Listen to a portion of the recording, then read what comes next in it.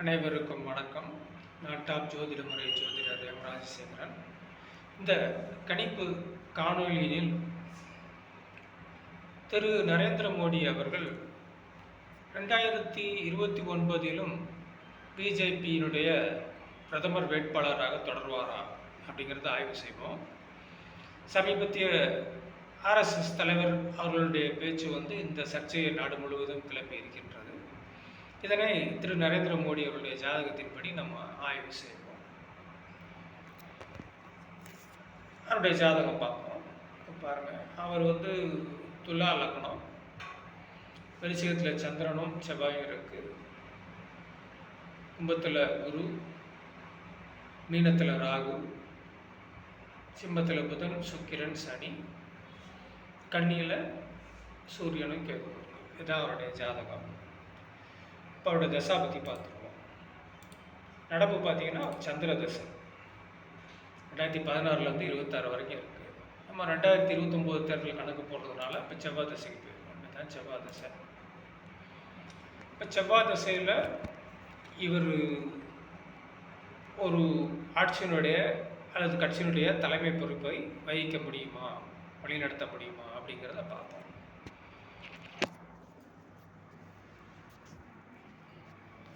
இது அவருடைய ஜாதகம். இப்போ பாருங்கள், தேவையானதை மட்டும் நான் போட்டிருக்கேன். இப்போ செவ்வாய் தசை, செவ்வாய் பார்த்தீங்கன்னா விருச்சிகத்தில். பொதுவாக ஒருத்தர் ஒரு கட்சியிலோ இல்லை ஆட்சியிலோ தலைமை பதவிக்கு வரணும் அப்படின்னு சொன்னால் சூரியன் சிறப்பாக இருக்கும். இப்போ நடப்பு சந்திர தசை, சூரியன் இருக்கிறது கன்னியில். இப்போ சந்திரனோட நட்பு வீட்டில் தான் சூரியன் இருக்குது. அதனால் அது பிரச்சனை இல்லை, அவர் பிரதமராக தொடர்கின்றார். ஆனால் அடுத்த தசை செவ்வாய் தசை. அப்போது அந்த தசாபதி மாறுதலின் பொழுது பார்த்திங்கன்னா செவ்வாயோட பகை வீட்டில் சூரியன் வந்துடுது. மேலும் இப்படி ஆனால் என்ன ஆகும் அப்படின்னு சொன்னால் சூரியனோட வீட்டில் இருக்கிறவனுடைய கிரகங்களுடைய ஆதிபத்தியமும் காரகத்துவமும் பாதிக்கப்படும்.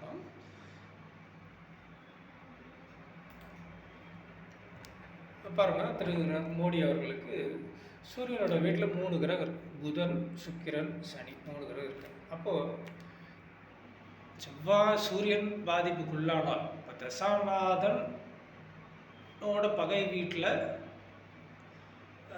சூரியன் போகிறதுன்றது ஒரு ஆட்சி அதிகாரத்திற்கோ இல்லை கட்சியோட தலைமை பதவி ஒருத்தர் வகிக்கிறதுல குறைவை உண்டு பண்ணும்.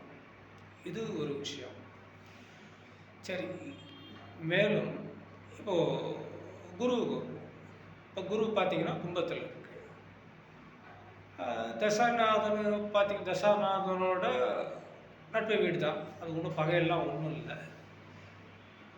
ஆனால் இப்போது அவரோட லக்னம் துலா லக்னம்.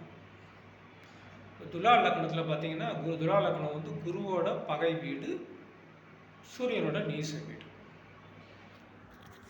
அப்போது தசாபுத்தி அந்தரத்தில் அவருக்கு செவ்வாய் தசை, ராகு புக்தி, குரு அந்தரம், சூரிய சூட்சமம்.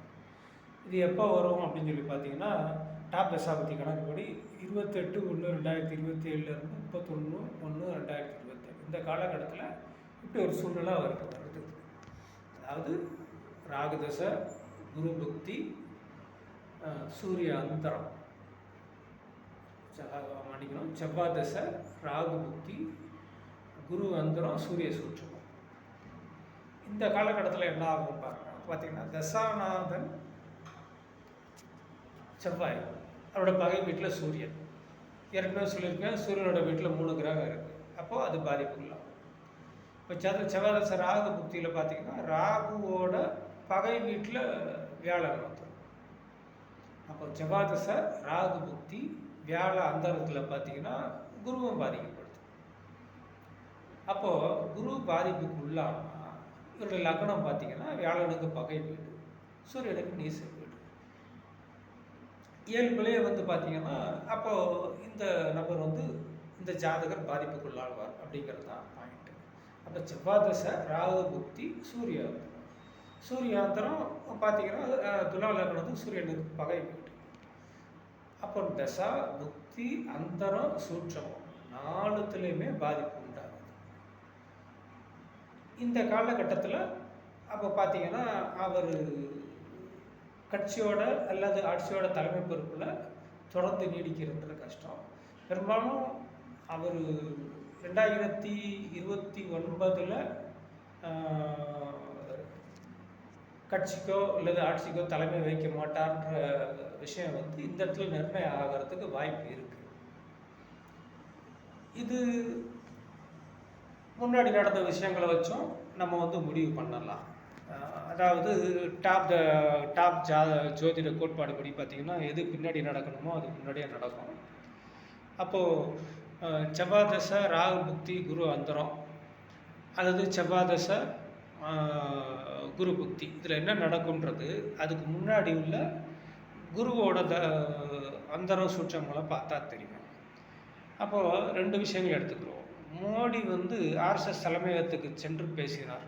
அந்த டேட்டு பார்த்திங்கன்னா 30/3/2025.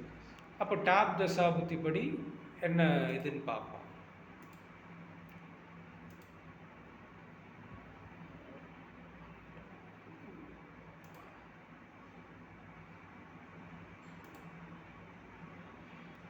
டாப் தசாபுத்தி படி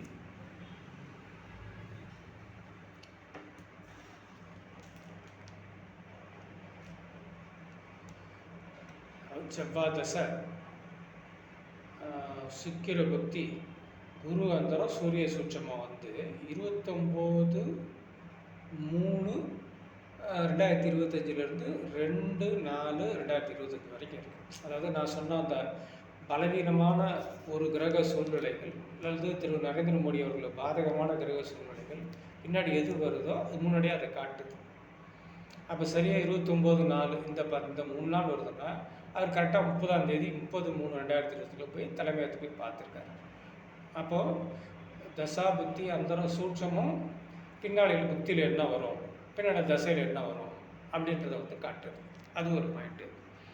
இப்போ இன்றைக்கி கதைக்கு வருவோம். இன்றைக்கி ஆர்எஸ்எஸ் தலைவர் பேசியிருக்கார். அதாவது தோராயமாக 10/7/2025 பேசியிருக்கார். அதாவது அவர் பேசுனது என்னென்னா 75 வயசுக்கு மேலே தலைவர்கள் ஓய்வு பெறணும் அப்படிங்கிற பாயிண்ட்டை வந்து சொல்கிறார்.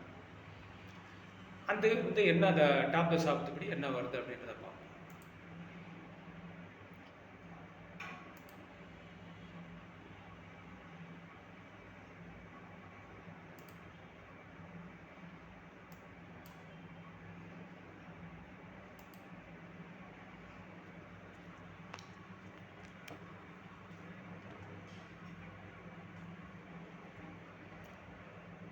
இப்போ சந்திரதசை, சுக்கிர புக்தி, சனி அந்தரம், ராகு சூட்சமம், அதுக்குள்ள குரு பிராணம் 8/7/2025 10/7/2025. அப்போ இதுவும் பார்த்தீங்கன்னா ஒரு குருவோட சூட்சமத்தில் தான் வந்துடும். டாப் ஜோதிட கோட்பாடு என்னன்னா தசையில் என்ன வரும் அப்படின்றது முன்னாடியே உள்ள சூட்சமம் பிராணங்கள் தெரியும். அப்போ 2 குருவோட பிராணம் சூட்சமத்தில் வந்து பார்த்திங்கன்னா திரு நரேந்திர மோடி அவர்களுக்கு பாதகமான சூழ்நிலையை வந்து ஏற்கனவே காட்டியிருக்கிறது. அப்போ அடுத்த எலெக்ஷன் அப்படின்னு வர்றப்போ வந்து பார்த்திங்கன்னா கிட்டத்தட்ட செவ்வாய் தசை, குரு புக்தி அப்படின்ற மாதிரி வந்துடும். அப்போ இந்த கட்டத்தில் வந்து எப்படி இருந்தாலும் அந்த அரசியல் கட்சியில் வந்து முடிவு பண்ணுவாங்க யார் வந்து லீடு பண்ண போகிறது. 2029 பாராளுமன்ற தேர்தலில் வந்து பிஜேபியோட பிரதமர் வேட்பாளராக யார் தொடர்வது அப்படிங்கிறத பிஜேபியில் முடிவு பண்ணுவாங்க. அப்போ அந்த டைமில் வந்து பார்த்திங்கன்னா இவருக்கு ஒரு பாதகமான சூழ்நிலையை காட்டுது அப்படிங்கிறது தான் இவருடைய ஜாதகம் சொல்கின்ற விஷயம். நன்றி, வணக்கம்.